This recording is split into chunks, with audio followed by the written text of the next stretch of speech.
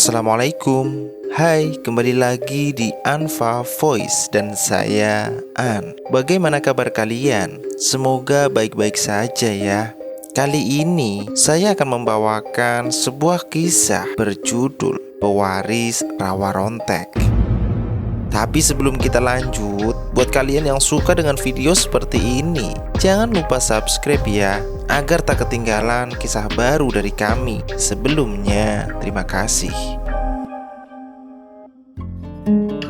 Di sebuah sudut kota kecil, hiduplah seorang anak berusia 10 tahun. Sebut saja dia Ramli.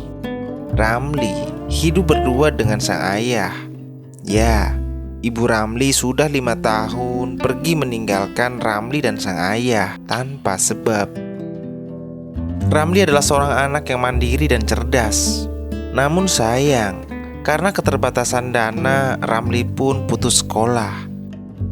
Setelah sekepergian ibunya 5 tahun lalu, Ramli pun harus ikut mencari uang demi membantu sang ayah yang sering sakit-sakitan. Kehidupan Ramli dan sang ayah jauh dari kata cukup, apalagi sang ayah yang terbelit hutang dari seorang rentenir. Ayah Ramli bekerja sebagai tukang panggul di pasar.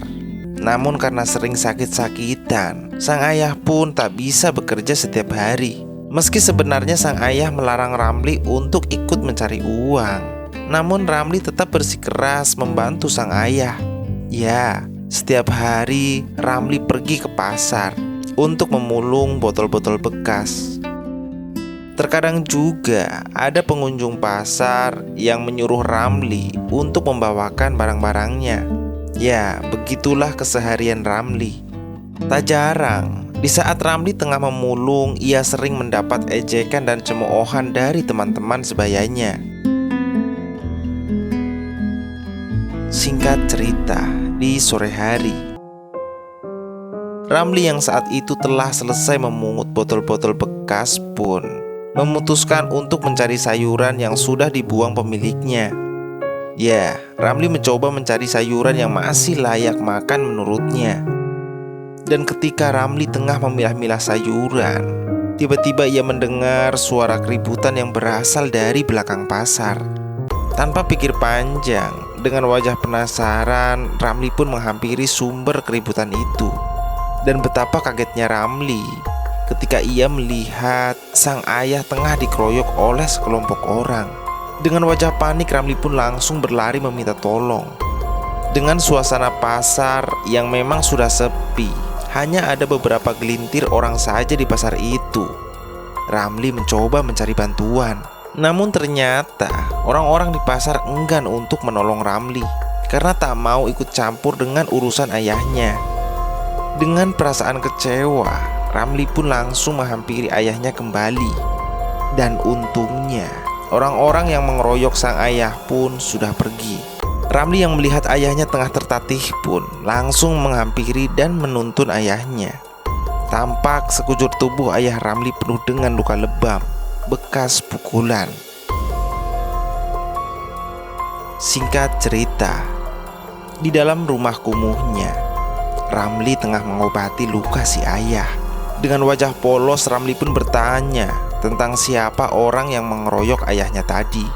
Sang ayah pun menjawab bahwa orang-orang yang mengeroyok itu suruhan dari bos Juki untuk menagih hutang. Dan ternyata sang ayah diberi waktu 1 minggu lagi untuk melunasi semua hutang-hutangnya. Mendengar itu, Ramli pun merasa kasihan kepada sang ayah. Singkat waktu, setelah kejadian itu, Ramli pun menjadi lebih bersemangat lagi mencari uang.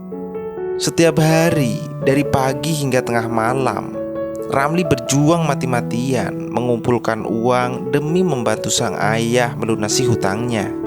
Apalagi Ramli yang tahu, meski ayahnya tengah sakit, namun sang ayah tetap bekerja. Singkat cerita, hari di mana sang ayah harus melunasi hutangnya pun tiba. Di sore hari, ketika Ramli dan sang ayah baru pulang dari pasar, tiba-tiba bos Juki dan anak buahnya datang menghampiri. Sang ayah yang tahu jika bos Juki datang untuk menagih hutang pun langsung berlari ke dalam rumah dan mengambil sebuah kotak. "Ini bos uangnya," ucap ayah Ramli. Bos Juki pun langsung membuka kotak itu. Ternyata isi yang ada di dalam kotak itu adalah hasil dari menabung sang ayah dan Ramli. Namun setelah dihitung, uang yang ada dalam kotak itu ternyata tak cukup. Bos Juki yang tahu jika uang itu masih kurang banyak langsung marah besar. Ia menyuruh anak buahnya untuk memegangi sang ayah. Bos Juki yang marah langsung memukuli ayah Ramli hingga ia terjatuh. Ramli yang ketakutan hanya melihat dari balik pintu. Lantas kemudian Bos Juki merangsak masuk ke rumah Ramli, hendak mencari barang-barang berharga. Namun karena tak ada satupun barang berharga di rumah itu, Bos Juki pun kembali menghampiri sang ayah dan berkata, "Kau tinggalkan rumah dan tanahmu ini, sekarang sudah jadi milikku."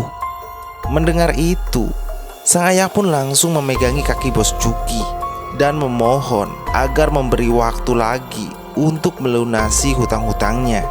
Karena hanya tanah dan rumah itu satu-satunya harta milik ayah Ramli. Dan karena Bos Juki sudah kehabisan sabar, Bos Juki kembali menyuruh anak buahnya untuk mengeroyok sang ayah.